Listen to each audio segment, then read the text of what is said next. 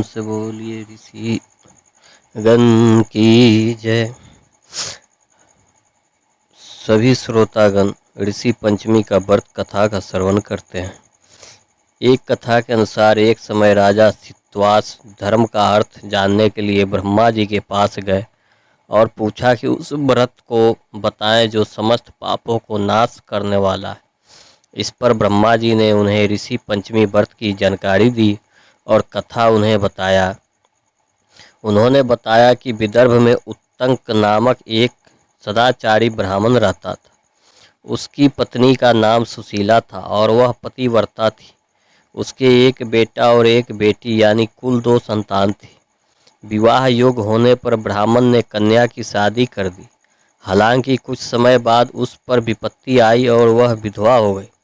इस पर दुखी ब्राह्मण दंपति नदी किनारे कुटिया बनाकर बेटी संग रहने लगा। इसी बीच एक दिन कन्या सो रही थी, तभी उसका शरीर कीड़ों से भर गया। यह बात उसने अपनी माँ को बताया। माँ ने यह बात पति को बताया और कहा कि किस कारण से हमारी कन्या को यह दुख भोगना पड़ रहा है।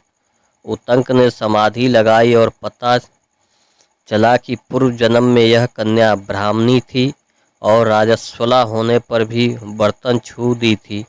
उस पाप को भोगने के लिए यह जन्म मिला तो भी उसने ऋषि पंचमी व्रत नहीं किया, इसलिए शरीर में कीड़े पड़े।